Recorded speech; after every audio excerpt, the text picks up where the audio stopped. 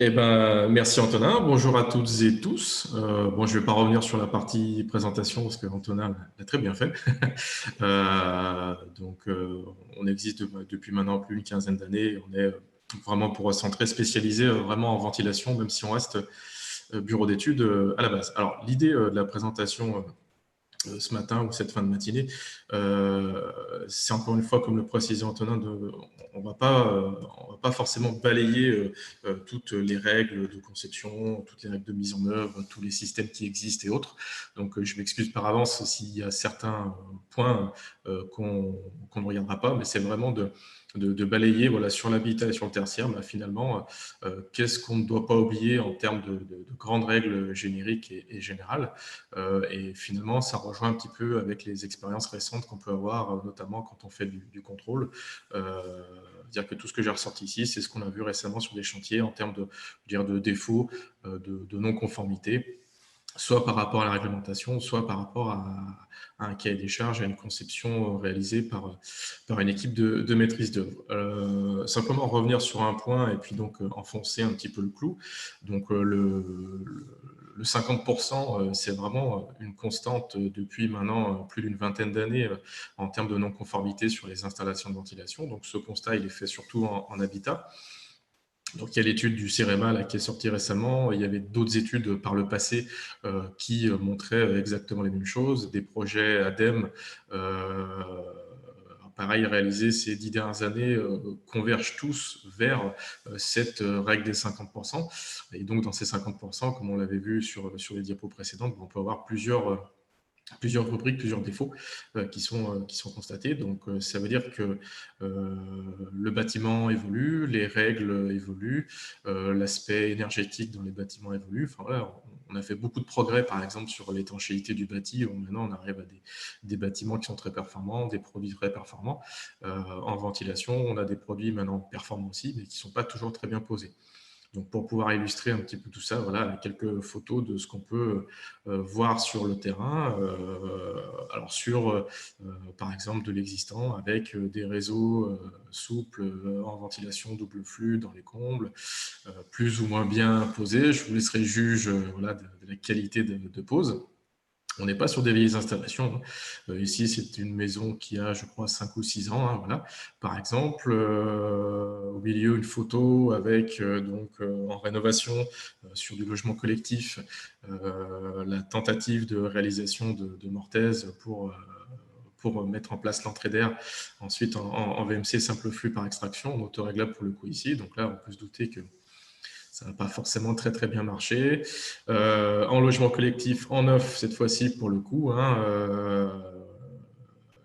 avec ici un piquage qui est décalé par rapport au percement de la bouche. Donc ça, c'est des cas qu'on rencontre aussi assez couramment.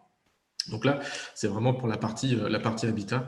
Sur la partie tertiaire, on a peut-être un peu moins de billes, un petit peu moins de retours, même si ça commence à arriver un petit peu avec la mise en place des différents labels, la mise en place aussi de certaines études, notamment le projet Promèvent tertiaire, où on va regarder un petit peu comment on contrôle plus précisément une installation tertiaire, et donc on va étudier un peu ces aspects non-conformité. Mais notre expérience montre que globalement, alors on n'est peut-être pas à 50% de non-conformité parce que ce qui fait la différence en tertiaire, c'est qu'on a plus souvent, entre guillemets, et façon de parler, un vrai métier sur la partie ventilation, notamment au niveau de la pose. Donc globalement, on a moins de non-conformité, mais on retrouve encore quand même pas mal de défauts qui posent souci avec des défauts de renouvellement d'air qui peuvent être assez conséquents. Donc voilà, le paysage de la ventilation au niveau national n'est pas forcément très joli. En tout cas, il y a du job et à tous les niveaux, que ce soit en conception, en pose, et même maintenant au niveau des différents contrôleurs et mesures. Alors, en gros, quelles sont les actions à mener pour réussir sa ventilation? L'axe et les axes que j'ai décidé de prendre, ils sont un peu simplistes façon de parler, mais c'est surtout de revenir à ce que j'appelle aux fondamentaux. En France, on a beaucoup de textes, beaucoup de règles, beaucoup de normes. C'est pareil au niveau européen. Et parfois, on oublie le côté pragmatique de la chose qui pourrait éviter simplement d'avoir des défauts sur les installations. Et donc l'idée, c'est vraiment voilà, de revenir à différents points fondamentaux, à différentes étapes je dirais, on va partir de la conception du système jusqu'à sa réception et même son exploitation. On oublie beaucoup l'exploitation et c'est un souci à l'heure actuelle sur l'entretien des installations, le nettoyage des réseaux, le changement des filtres, etc. Donc voilà, il y a beaucoup de choses à voir et à regarder.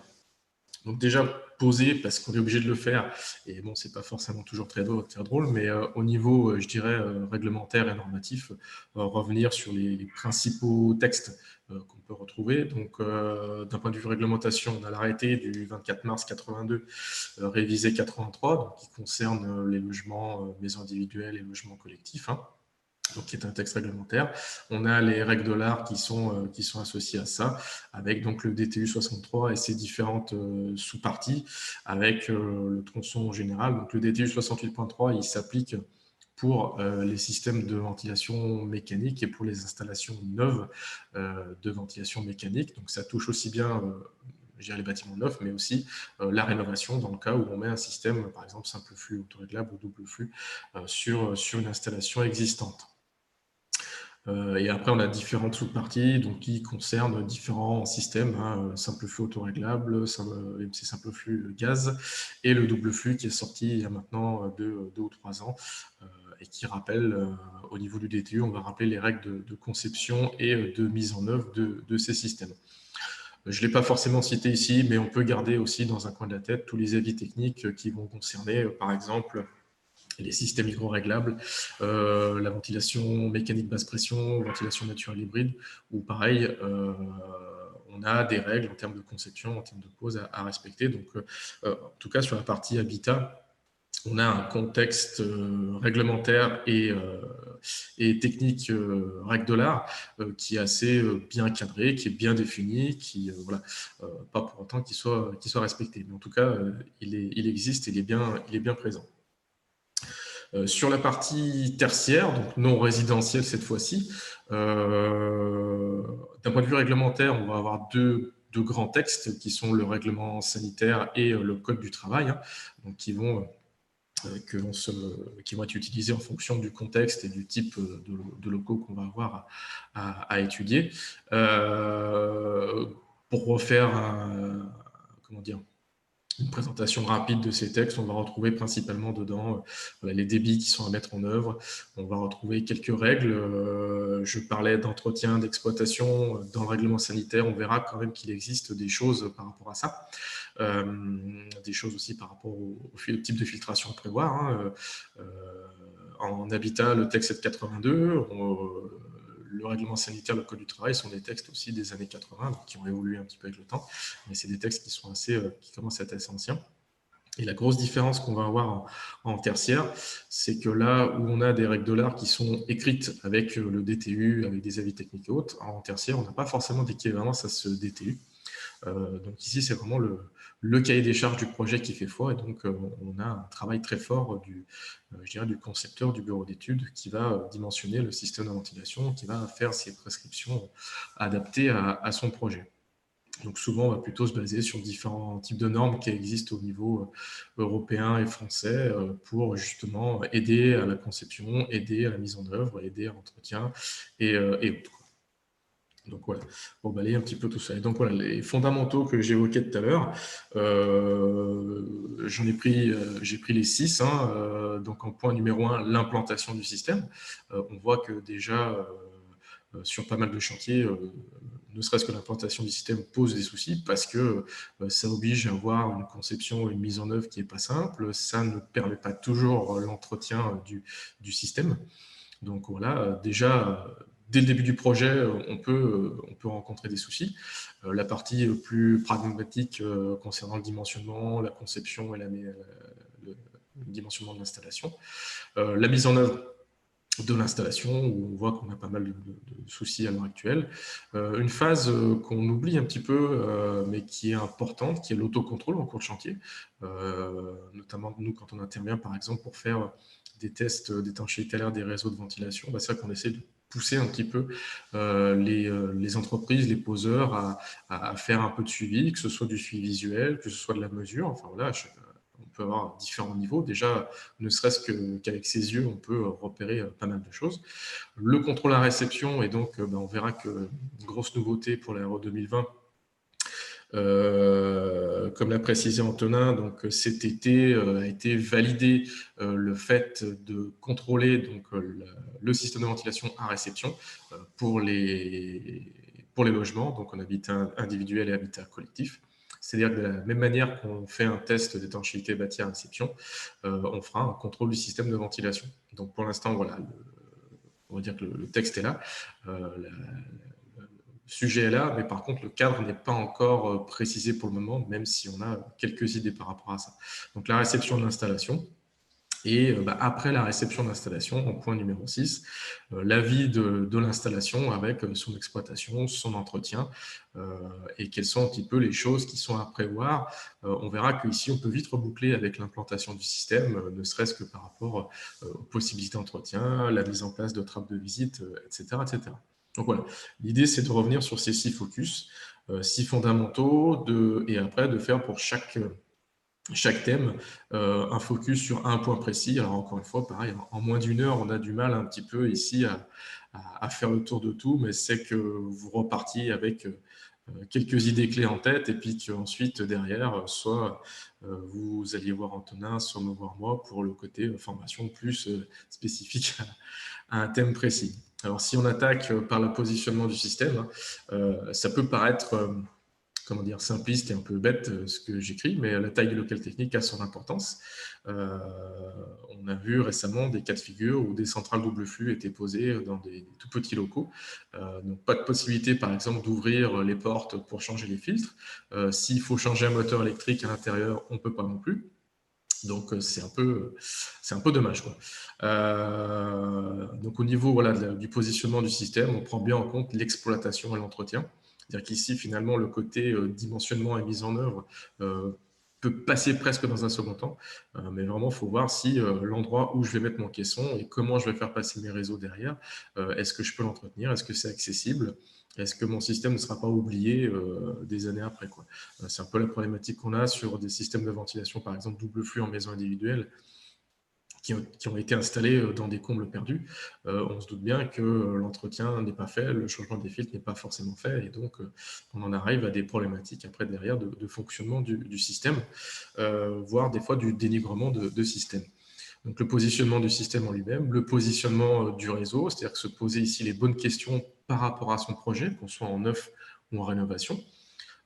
Tout ce qui peut être passage de singularité, hein, c'est-à-dire à quel endroit je vais avoir une poutre, à quel endroit je vais avoir les traversées de dalles, de plancher, enfin comment je vais gérer tout ça, est-ce que j'ai des dévoiements à prévoir ou pas, enfin comment je peux faire pour essayer de simplifier le plus possible mon installation. C'est pas toujours évident, on va s'adapter vraiment au bâti et à son contexte, mais en tout cas essayer d'être le plus précis possible en termes de conception et de dimensionnement. Et pareil, au niveau du positionnement des réseaux, bien prendre en compte l'exploitation et l'entretien du système avec la possibilité de mise en place de trappes de visite, la possibilité d'accès au réseau en lui-même, soit en gaine technique, soit en plafond. Donc, ça veut dire des trappes à prévoir pour aller vers le réseau en lui-même, tout simplement, ce qui n'est pas toujours le cas. Des fois, certaines installations on a une grande partie du réseau qui n'est pas du tout accessible et donc qui ne peut pas être ni entretenu, ni, je dirais, ni visité si par exemple on a un défaut sur un clapet coupe-feu, sur un registre, etc. Le lien très fort avec l'étanchéité du bâti, ça a été évoqué tout à l'heure sur l'aspect plus énergétique, donc voilà, il est réel, mais sur l'aspect aussi vraiment positionnement du système et passage des gaines, on essaye, tant qu'à faire, le plus possible de limiter les traversées au niveau de la barrière d'étanchéité, comme ça permet de limiter un petit peu cette problématique, et en tout cas, si on a à le faire, de pouvoir le gérer correctement avec les produits qui sont adaptés. Et donc, les principaux objectifs ici, c'est de pouvoir réaliser l'entretien d'installation et d'optimiser aussi, dans la mesure du possible, le dimensionnement qu'on va avoir derrière. Donc, si on regarde un petit peu, par exemple, ça, c'est plutôt en habitat bien défini par le DTU 68.3 sur la partie tronc commun. Et après, donc là, ici, j'ai ressorti le simple flux, mais on peut avoir les mêmes choses en double flux.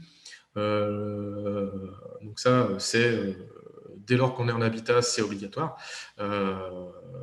L'accès au réseau doit être réalisé selon la NFN 12097. La NFN 12097, elle est aussi utilisée en tertiaire. En fait, elle va expliquer en gros à quel endroit on va positionner les trappes de visite, quelle va être la taille des trappes de visite par rapport aux dimensions des réseaux. Donc ça veut dire que si je fais un résumé rapide, on doit normalement avoir des trappes de visite dès lors qu'on va sur une installation, par exemple en logement collectif, ce qui n'est pas toujours le cas. Donc voilà, ça est précisé pour l'entretien. Les accès à tout ce qui est système de ventilateur, échangeur, les filtres, que ce soit en maison individuelle ou en habitat collectif, dès lors que, par exemple, on est en local technique ou en comble. Alors, l'accès doit être sécurisé, doit être facilité, doit être éclairé. L'espace doit être suffisant pour permettre l'entretien. C'est-à-dire que là, on a des règles qui sont quand même fortes et précises dans le DTU. À l'heure actuelle, par exemple, dès lors qu'on est en maison individuelle, le côté facile d'accès, le côté sécurisé, le côté éclairé, je dirais que ça, c'est une non-conformité qui est quasiment constante. Et dès lors qu'on est en collectif, on a des accès aux T-souches, des accès aux différents organes de réglage s'il y en a, pour permettre soit le réglage, soit tout simplement le remplacement. Les T-souches, par exemple, qui sont enfermés dans des édicules béton, ça, on sait très bien que derrière, ça ne permettra pas l'entretien de l'installation. Donc, autant ne pas en mettre, quoi. En maison individuelle, après, on reprécise les différentes tailles de trappes par rapport aux dimensions du système. Donc voilà, on a vraiment un cadre très fort en habitat. Voilà, si on reprend quelques règles, par exemple en collectif, donc on va avoir le caisson de ventilation qui est installé, par exemple, à côté, à proximité de la cage d'ascenseur. Les différents T-souches et différentes colonnes qui sont installés en toiture terrasse, et on a des règles à respecter de distanciation par rapport à des lanterneaux, par rapport à des évacuations, des prises d'air d'évacuation d'eau, par rapport aux ascenseurs. C'est pas forcément pour embêter le monde, c'est simplement pour permettre l'accès aux différents éléments et permettre leur entretien. C'est-à-dire qu'ici, je ne rentre pas encore dans la case conception, dimensionnement et mise en œuvre de l'installation. Ici, c'est simplement l'objectif principal, c'est réaliser l'entretien correct de l'installation. Donc voilà un petit extrait de la NFN 12097 qu'on reprend aussi énormément en tertiaire. Voilà, elle est de 2006, elle précise un petit peu quelles sont les règles pour permettre la mise en place des trappes de visite. L'objectif étant le nettoyage de l'installation. Donc on a par exemple un accès tous les 7,50 m, une trappe de visite dès lors qu'on change de plus de 45 degrés d'angle sur l'installation. On a ensuite donc un petit tableau qui nous donne les dimensions des trappes de visite à prévoir par rapport aux dimensions des gaines. Enfin, voilà. Encore une fois, tout est précisé et l'objectif étant de faciliter l'entretien de l'installation un petit peu derrière, quoi. Si on reprend en tertiaire, si on fait un focus sur les défauts qu'on rencontre constamment, donc c'est plus sur l'installation de la CTA. Ici, on n'a pas de règles équivalentes au DTU. Donc, par contre, les fabricants font des notices. Donc, ici, j'ai pris une notice d'une centrale double flux, une CTA double flux de chez Vim, par exemple. Voilà, ça peut être équivalent chez d'autres fabricants. Et on nous donne ici ce qu'on appelle un espace d'entretien. Pareil, l'espace d'entretien, il n'est pas là pour embêter, il est simplement là pour permettre de pouvoir changer les fils, de pouvoir changer les organes à l'intérieur de la CTA, la roue du ventilateur, le moteur électrique, éventuellement l'échangeur s'il y a besoin, les batteries, enfin voilà. C'est-à-dire que tous les composants doivent pouvoir être accessibles. Donc voilà, j'ai mis une photo à droite où, pour le coup, c'était plutôt assez propre, on avait de la place en termes d'accessibilité, mais ça peut être des cas de figure où souvent les portes, on peut tout simplement pas ouvrir, on peut tout simplement pas changer les filtres, et on peut se douter derrière que si on ne peut pas accéder à l'installation, son entretien ne sera pas réalisé. Donc après, ça pose des soucis des filtres qui sont complètement encrassés au bout de plusieurs années d'utilisation parce qu'ils n'ont pas été changés. Ça veut dire zéro débit sur l'installation, ça veut dire des consommations électriques pour rien, enfin ça veut dire beaucoup de choses. Donc voilà, ici, de bien respecter ceci, on peut préciser des règles en concertation bien sûr avec les équipes de maîtrise d'œuvre sur la conception et sur la mise en œuvre des installations. Ensuite, donc une fois qu'on a implanté, je dirais, notre système, on passe à la case vraiment conception et dimensionnement de l'installation. Donc la première question à se poser, c'est quel débit je dois prévoir sur l'installation. Si on fait le focus donc, sur le tertiaire et sur l'habitat, c'est à minima les débits réglementaires qui sont précisés. Donc encore une fois, ça paraît bête dit comme ça, mais dans plus de 50% des cas, ces débits ne sont pas atteints. Donc s'ils ne sont pas atteints, on peut développer des pathologies derrière, on peut avoir des problématiques de qualité d'air, enfin voilà, syndrome du bâtiment malsain dès lors qu'on est en tertiaire, voire même en habitat. Donc déjà, le minimum syndical, c'est de respecter la réglementation. Après, on peut, par exemple, sur des bâtiments tertiaires, sur des crèches, sur des écoles, des bâtiments un peu où le renouvellement d'air n'est pas toujours bien réalisé, on peut se fixer des objectifs qualité d'air en termes, par exemple, de concentration de CO2, avec des débits de renouvellement d'air qui sont un petit peu plus importants que prévoit la réglementation. Donc ça peut tout à fait se faire. Il faut veiller en parallèle à ce que le côté énergétique soit bien maîtrisé. Mais c'est une deuxième possibilité qui est permise en tertiaire. Donc ça, on peut tout à fait le réaliser. On a quelques exemples, notamment nous, dans le département de l'Isère, où sur des collèges, par exemple, des projets de rénovation, de conception en neuf, on a des débits d'air qui sont plus importants que ce que demande la réglementation, pour vraiment justement garantir une très bonne qualité d'air au sens de l'occupation humaine. Donc voilà, se poser la question par rapport à ces débits. Une fois qu'on a déterminé ces débits, on passe à la case vraiment dimensionnement de l'installation, avec donc la taille des gaines à prévoir, ne pas oublier l'aspect acoustique dans le dimensionnement de son installation. Donc ça, c'est très guidé dans l'aspect DTU avec des vitesses qui sont précisées à ne pas dépasser et qui permettent de garantir un bon compromis entre aérolique, perte de charge et conception acoustique. Une fois qu'on a fait son dimensionnement, donc on a déterminé la taille de ses gaines, que ce soit en circulaire ou en rectangulaire, on va calculer les pertes de charge de l'installation.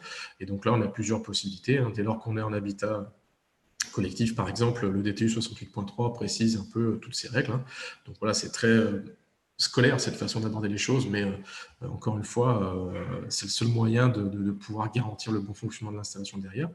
Peut-être revenir sur un point qui est soit méconnu, soit un petit peu oublié, mais depuis les nouveaux avis techniques 2018 sur les systèmes de ventilation hygroréglables, dans certains cas de figure, on a des réseaux qui peuvent être assez longs sur des grandes maisons. On est obligé de faire un calcul de perte de charge sur l'installation pour justifier du choix du caisson de ventilation. Voilà. Et donc en tertiaire, là, par contre, c'est fait depuis déjà plus longtemps, c'est-à-dire que le côté dimensionnement et le côté calcul de perte de charge est déjà plus maîtrisé globalement. Donc on peut aussi, à ce niveau du projet, se poser déjà la question de l'étanchéité à l'air des réseaux. Quel objectif on vise? Ça, on en reparlera un petit peu après sur l'aspect, voilà, quelles sont les classes qui existent, comment on peut contrôler et autres. Donc, voilà, l'objectif un petit peu ici, les débits, la taille des gaines et le calcul des pertes de charge, c'est d'une part de choisir le bon caisson de ventilation pour s'assurer qu'on a bien les débits d'air après à la fin. Et tant qu'à faire, qu'on optimise aussi ce dimensionnement. Donc voilà, les objectifs, le choix optimisé et correct du caisson de ventilation. Encore une fois, quel que soit le système, qu'on soit en simple flux ou en double flux, les règles sont sensiblement les mêmes. Donc voilà, si je fais un focus en habitat, sur la partie double flux, justement, on a des vitesses de passage maxi qui sont à respecter, on a des dimensions de taille de gaine qui sont aussi à respecter en fonction du débit qu'on va faire passer. Donc on va dire que c'est très cadré globalement, donc on a normalement peu de chances de réaliser des erreurs ou de se tromper en tout cas, dès lors qu'on est en double flux en habitat individuel, c'est-à-dire qu'on suit, je dirais bêtement, les règles qui sont dictées, et globalement le dimensionnement est le prédimensionnement est assez facile à réaliser. Donc on est sur des vitesses limites de passage en maison individuelle en double flux. Et en collectif, c'est un petit peu la même chose. La différence, c'est qu'on a un critère de dimensionnement à 1 pascal par mètre. Donc, c'est celui-ci qui va nous permettre de déterminer la taille des gaines et ensuite de réaliser le calcul de perte de charge à l'installation. Voilà, l'idée ici, c'est de vraiment d'avoir ce compromis entre la conception aérolique de l'installation et le calcul des pertes de charge, et aussi la conception acoustique pour éviter de générer du bruit à travers les gaines de ventilation, parce qu'on a des vitesses d'air qui peuvent être assez importantes. Donc voilà, ça, encore une fois, c'est très cadré en habitat de par le DTU. Quand on arrive en tertiaire, c'est un petit peu différent. Donc, quel débit d'air neuf à prendre?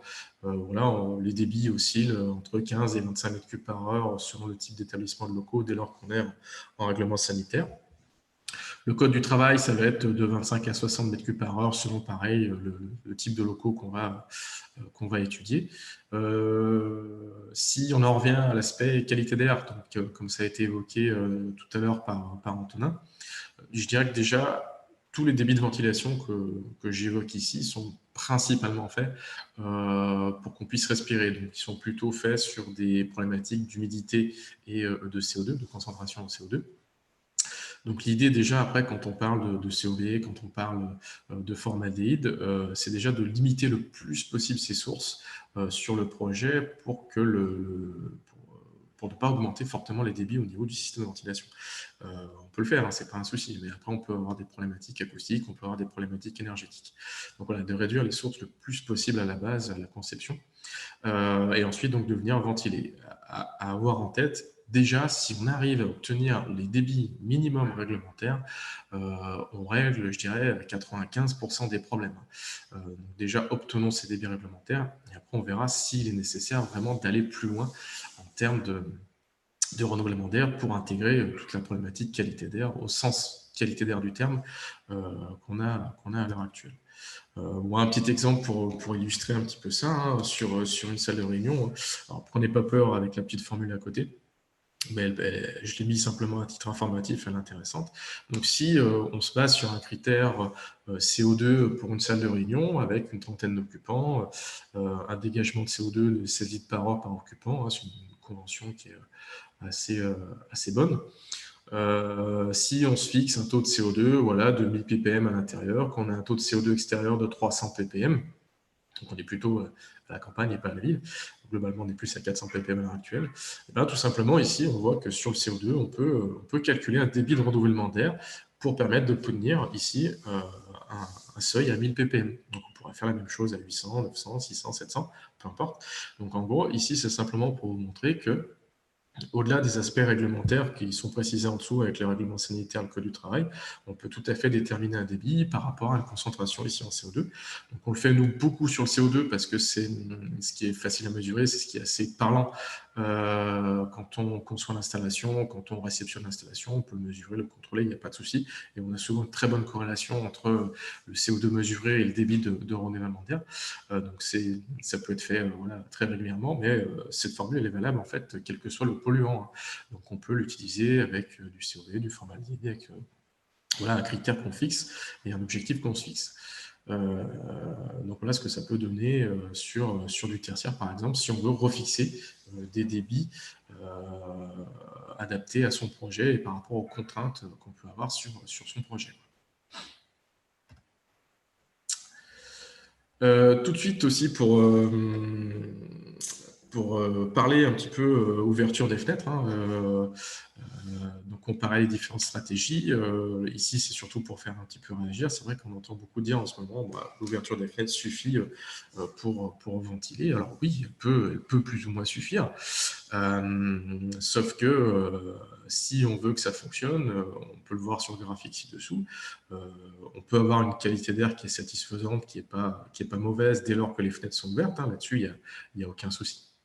Mais par contre, dès que je referme ma fenêtre avec une occupation, par exemple ici pour une salle de classe, on peut avoir des taux de CO2 qui montent assez largement à 5, 6, 7000 ppm sans problème en pleine occupation des locaux.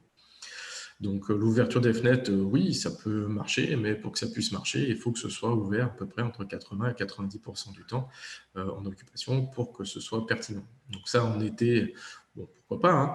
En hiver, je ne suis pas sûr que ce soit bien logique. Donc voilà, l'ouverture des fenêtres, c'est un moyen d'aération rapide pour évacuer un pic de polluants, mais ce n'est pas un système de ventilation qui permet d'assurer un renouvellement d'air, je dirais, correct, optimum, voilà, par rapport aux problématiques, donc aussi bien qualité d'air que énergétique qu'on a à l'heure actuelle.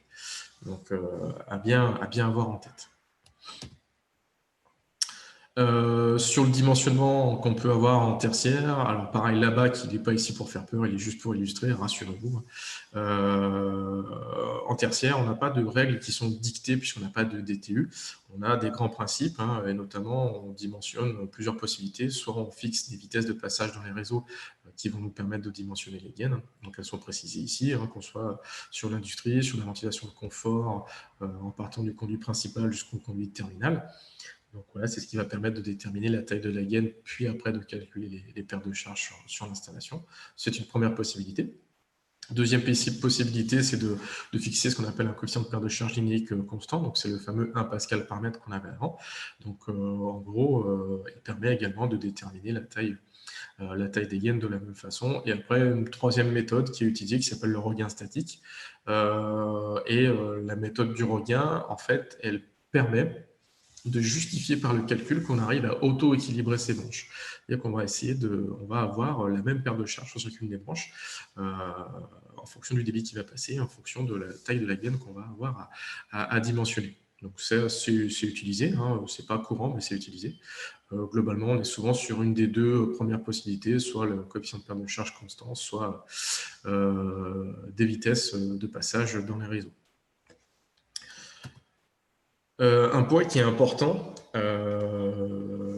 qui existe pourtant depuis très longtemps, c'est ce qu'on appelle l'effet système. Alors, l'effet système, il est souvent oublié dans le calcul de perte de charge. L'effet système, c'est quoi? C'est lorsqu'on va avoir, par exemple, donc, une succession de singularités au raccordement proche d'un caisson de ventilation, d'une centrale de traitement d'air ou d'un ventilateur. Et bien, tout simplement, on a des perturbations assez fortes qui sont générées de par l'installation. Et donc, la perte de charge n'est pas juste celle de la singularité, mais elle est un peu plus importante. Et si on oublie ce point-là, notamment dans les locaux techniques ou très petits, où on est obligé tout de suite de faire des pièces de transformation, des changements de direction, des changements de section, très proche du ventilateur, bah, ça va entraîner un effet système assez fort et ça va fortement diminuer le débit. C'est-à-dire qu'ici, il faut imaginer que tout de suite, sorti de mon ventilateur, si je n'ai pas intégré cette perte de charge, je vais tout de suite diminuer le débit de ventilation très fortement. On a eu des cas de figure où sur des installations, par exemple, de désenfumage, on perdait plus de la moitié du débit à cause de cet effet système. Sur des installations de ventilation de confort, on peut avoir les mêmes ordres de grandeur, 30 à 40% de débit en moins, parce que cet effet système n'est pas pris en compte au niveau du dimensionnement et de la conception de l'installation. Donc voilà, il faut être vigilant par rapport à ça. Il sera forcément présent, on peut le diminuer. Ce qui est important, c'est de le prendre en compte pour ne pas tout de suite pénaliser le renouvellement d'air global de l'installation. Donc voilà, ça c'est assez peu évoqué, c'est important de l'avoir en tête. Une fois qu'on a fait son dimensionnement, ben, on passe à la partie mise en œuvre. Hein. Donc, ce qui est important ici, c'est surtout le choix des composants par rapport aux objectifs qui sont fixés, notamment en termes d'étanchéité à l'art des réseaux. Hein. Donc ça, voilà, si on a des objectifs ambitieux et élevés au niveau de l'étanchéité des réseaux, ça peut être intéressant de, pourquoi pas, par exemple, obliger ou privilégier l'utilisation d'accessoires à joints et être sûr d'avoir un bon résultat. Ça peut être aussi d'interdire l'utilisation de piquage express, comme on peut voir sur la photo ici, où la découpe est plus ou moins bien réussie, la pose du piquage peut être plus ou moins bien réussie, et donc ça peut être source de fuite assez conséquente et répétée sur l'installation. On peut tout de suite perdre plus de la moitié du débit parce qu'on a mal géré cet aspect-là. Donc vraiment la partie étanchéité réseau est importante. La partie supportage des réseaux est aussi importante. Hein. Un réseau qui est bien maintenu, il gardera son étanchéité tout au long de sa vie. La tenue mécanique des réseaux aussi, c'est-à-dire qu'aussi choisir une visserie qui est adaptée par rapport à la taille de la gaine, par rapport aux accessoires. Ça veut aussi dire par rapport à la visserie qu'on ne multiplie pas trop le nombre de vis sur une même jonction, parce que plus on va multiplier et plus on va augmenter le risque de fuite. Voilà, les règles là-dessus, on est entre 3 et 4 vis jusqu'à diamètre 315, et après on passe à 4 vis au-delà, donc ça suffit largement, quoi. Donc un point important, voilà, sur l'étanchéité à l'air des réseaux, avec privilégier tant qu'à faire l'utilisation d'accessoires à joints. Alors certes, à l'achat, c'est légèrement plus cher, encore que ça commence à fortement baisser, c'est peut-être plus ou moins vrai à l'heure actuelle. On a des écarts à peu près de 5 à 10%. Par contre, en théorie, sur le montage, par rapport à une installation classique et pour un objectif équivalent d'étanchéité réseau, on passe 2 fois moins de temps à monter son réseau en accessoires à joint qu'avec du mastic et de la vis auto-perfo pour un même objectif à la fin. Donc voilà, normalement, en théorie, ça devrait être soit au même prix, soit même moins cher. Et en tout cas, ça garantit une bonne étanchéité et un bon résultat à la fin. Le stockage des gaines a aussi son importance, donc aussi bien sur la partie étanchéité que sur la partie tout simplement entretien. On voit pas mal de chantiers où les gaines sont stockées directement à l'extérieur et elles sont déjà très sales à l'installation, donc avant que le système soit mis en route. Donc attention aussi à la découpe des gaines, attention à la réalisation des piquages express, comme je le précisais avant. Donc l'objectif ici, il est simple, c'est d'avoir une installation qui est simplement conforme aux objectifs qu'on a fixés, qui soit réglementaire, qui soit marché, qui soit d'étanchéité, voilà, et qu'à la fin, le système fonctionne correctement en termes de consommation énergétique et en termes de débit aussi de renouvellement d'air. Donc pour faire un petit focus sur la mise en œuvre, par exemple, sur le double flux en maison individuelle, le DTU 68.3 précise certains éléments. Donc on n'a pas d'obligation quant à mettre l'échangeur en volume chauffé. Néanmoins, on sait que c'est fortement conseillé que et l'échangeur et même les réseaux de ventilation soient à l'intérieur du volume chauffé et même de la barrière d'étanchéité pour être sûr que le système fonctionne à son plein rendement énergétique, quoi. Donc le DTU n'impose pas ce genre de choses, mais il est important d'avoir ça en tête. Sur l'isolation des gaines, on se pose souvent pas mal de questions par rapport à ça. Donc, dès lors qu'on est en habitat, les règles sont assez strictes et assez précises sur le double flux notamment. Par exemple, quand je suis hors du volume chauffé en habitat individuel, on a une isolation de 50 mm sur les gaines de reprise et sur les gaines de soufflage. Si on doit installer en dehors du volume chauffé. Donc, voilà. Dès lors que je suis à l'intérieur du volume chauffé, on n'a pas d'obligation d'isolation sur le côté extraction et soufflage, puisqu'on n'a pas de problématique par rapport à ça. Donc voilà, on est ici très cadré sur l'aspect mise en œuvre et sur ce focus isolation. Sur l'utilisation des conduits flexibles, dès lors qu'on est en habitat, pareil, le DTU précise beaucoup de règles. On a aussi les avis techniques en hygroréglables qui viennent compléter un petit peu ces choses. Par exemple, sur un logement collectif, entre donc, ma colonne verticale et ma bouche, le conduit flexible ne doit pas dépasser 2 mètres, par exemple. Si on est en individuel, un simple flux autoréglable, c'est 6 mètres maxi de longueur droite et 3 coudes à 90. Quand je suis en double flux, c'est uniquement des liaisons terminales et 3 mètres maxi et 2 coudes à 90. Pour aller plus loin, et ce n'est pas précisé ici, mais dans les avis techniques en hygro, on est à 3 mètres maxi et 2 coudes à 90 sur l'installation pareil. Donc c'est-à-dire que sur une grande majorité d'installations, on devrait avoir beaucoup plus de réseaux, soit rigides, soit semi-rigides, qui seraient plus efficaces d'un point de vue, je dirais, perte de charge, étanchéité, et d'un point de vue aussi entretien après derrière sur l'installation. Donc ça aussi, c'est encore des non-conformités assez importantes, notamment en maison individuelle, où on a encore, par exemple, en double flux, beaucoup d'installations qui sont réalisées avec des conduits flexibles, quoi. Pour le tertiaire, j'avais pas trop d'idées, pour être honnête. Donc plutôt pour illustrer l'aspect mise en œuvre, c'est simplement quelques photos sur des installations, hein. Voilà ce qu'on peut trouver. Donc ça, c'est des installations, un bâtiment qui était rénové. Donc toutes les photos proviennent du même chantier. Un bâtiment rénové il y a 1 an ou 2, si je ne dis pas de bêtises, avec reprise entière des réseaux de ventilation, donc une installation neuve sur les réseaux de ventilation. Donc voilà ce qu'on peut ce qu'on peut avoir quand on fait par exemple un contrôle à réception. On peut avoir des liaisons terminales qui sont pas effectuées avec un bouchage plus ou moins bien réalisé avec un sac poubelle. On peut avoir des liaisons flexibles terminales sur lesquelles on a tenté de remplacer un registre de régulation par la mise en place de scotch, voilà, ce genre de choses. On a sur la toute dernière photo à droite, ici un conduit flexible isophonique. Donc le conduit flexible isophonique est micro-perforé. Donc l'étanchéité doit être réalisée sur la peau intérieure, mais aussi sur la peau extérieure. Sinon, vous avez tout le débit qui passe par les micro-perforations. Et donc ici, vous vous doutez bien qu'on n'a plus beaucoup de débit au niveau du diffuseur qu'on va avoir derrière. Mais tout part dans les faux plafonds. Donc voilà, ça c'est... j'ai que 3 photos ici, mais bon, on a un bon petit paquet au bureau si nécessaire. L'AQC, avec notamment les retours d'expérience sur les bâtiments performants, ont exactement les mêmes choses. Donc voilà où on en est à l'heure actuelle en termes de mise en œuvre sur les réseaux.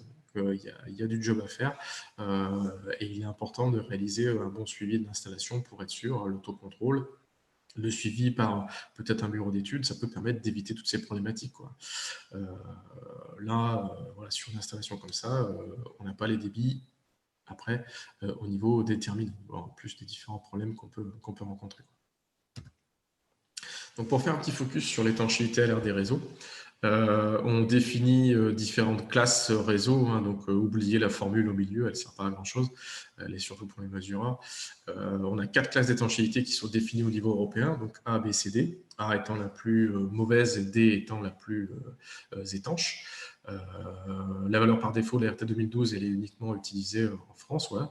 Et en gros, en termes d'ordre de grandeur, sur une classe A, on va être à peu près entre 6 et 10% de fuite. Classe B, 2-3% de fuite. Classe C, moins de 1%. Et classe D, je dirais, on est quasiment à 0% de fuite.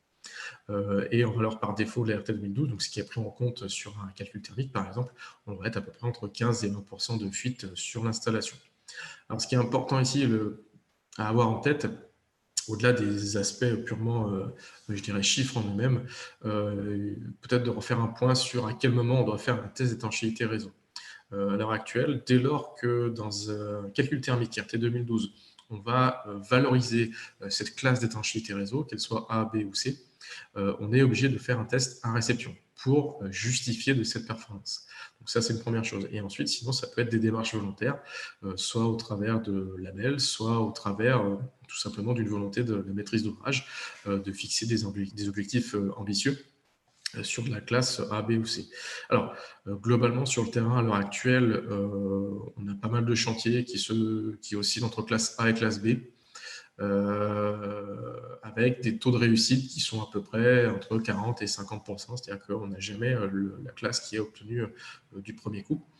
Donc c'est pour ça qu'on conseille assez fortement la réalisation de tests en cours de chantier, un petit peu comme un test d'étanchéité bâti en cours de chantier, pour valider que l'ossature principale, que le travail qui a été fait en phase chantier soit bien fait et permettre aussi tout simplement la correction, hein, lorsqu'on fait un test à réception, le bâtiment est terminé, les réseaux sont terminés, prêts à fonctionner. Si on a des soucis, c'est très difficile à corriger.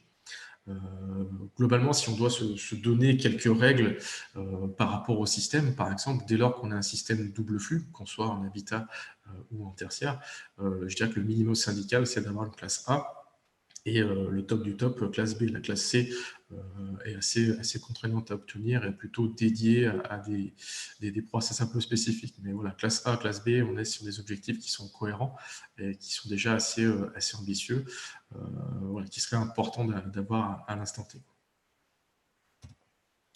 Et pareil, donc sur l'étanchéité, voilà un petit peu les différents défauts qu'on peut avoir sur des installations, sur des raccordements de manchettes souples entre le réseau de ventilation et le caisson de ventilation, sur des jonctions entre conduits rectangulaires, sur des jonctions de conduits isophoniques, donc micro-perforés qui sont mal réalisés, sur des jonctions où tout simplement l'étanchéité n'est pas faite, absence de mastic, enfin, voilà, toutes ces choses-là. Conduisent à des défauts qui peuvent être assez importants et on peut perdre plus de la moitié du débit sur sur ses défauts, sur la globalité d'une installation. Donc, c'est un peu dommage. C'est-à-dire qu'on peut avoir prévu une belle CTA double flux, avoir tout prévu correctement, mais on peut venir se pénaliser assez fortement avec ça, quoi. Donc voilà, pour y remédier, ben déjà le choix des composants, avec des manchettes souples de raccordement étanche, des flexibles isophoniques qui peuvent être pré-manchonnés, par exemple, qui permettent de faciliter la mise en œuvre et d'éviter les fuites après derrière, de privilégier encore une fois l'utilisation de raccords à joint, d'avoir un fort suivi de chantier, puisque sur pas mal de choses ici, on n'est pas forcément obligé de faire un test pour valider l'étanchéité de l'installation. Déjà, visuellement, on peut voir qu'un conduit flexible est mal raccordé, on peut voir qu'il manque du mastic sur certains raccords. Voilà, déjà, encore une fois, les yeux nous servent beaucoup sur les chantiers avant de sortir, je dirais, la grosse artillerie du test. Mais le test en cours de chantier n'est pas obligatoire, mais il est vraiment important, voilà, pour permettre les correctifs et sûr de s'assurer qu'à réception, on ait bien les résultats après derrière. L'autocontrôle en cours de chantier, donc ça rejoint un petit peu ça, hein. L'objectif, c'est de la gestion des aléas. On sait très bien comment ça se passe sur un chantier. On peut avoir des modifications. C'est pas forcément un souci dès lors qu'on en tient compte, hein. Pardon. Ça veut dire simplement si, par exemple, on vient rajouter un piquage, si on vient dévoyer quelque chose, une partie de réseau qui n'était pas prévue, c'est pas un souci. Il suffit simplement de reprendre un petit peu le calcul, de remouliner et valider que le caisson qu'on a prévu soit toujours cohérent. Donc ça peut être réalisé avec des fiches d'autocontrôle, hein.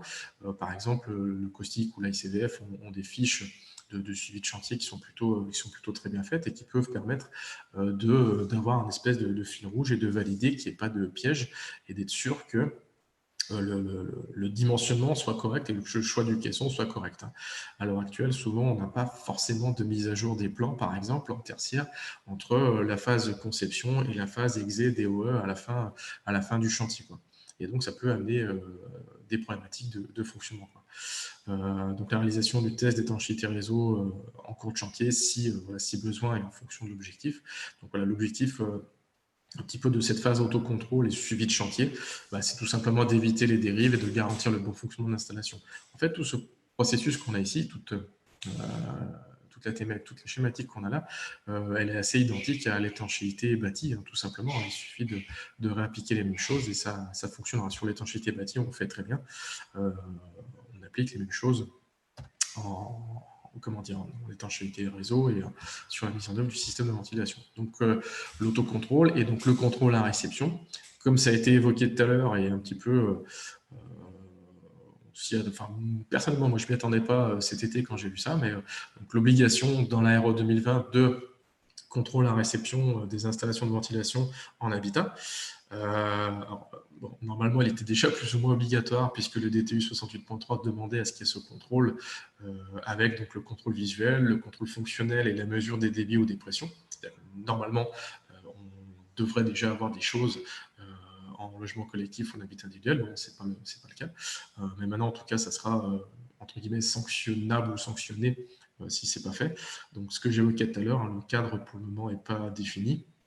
En tout cas, il existe des protocoles, par exemple en habitat, le protocole Promévent, qui est reconnu au niveau du ministère, qui est déjà pas mal utilisé dans les labels. On peut supposer, voilà, je ne m'engage pas, mais on peut supposer que ça reprenne cette forme, ou une partie en tout cas, de cette typologie de protocole. Dès lors qu'on est en tertiaire, bah ici, il existe des normes sur lesquelles on peut s'appuyer ou des protocoles de mesure sur lesquels on peut s'appuyer pour réaliser le contrôle de l'installation.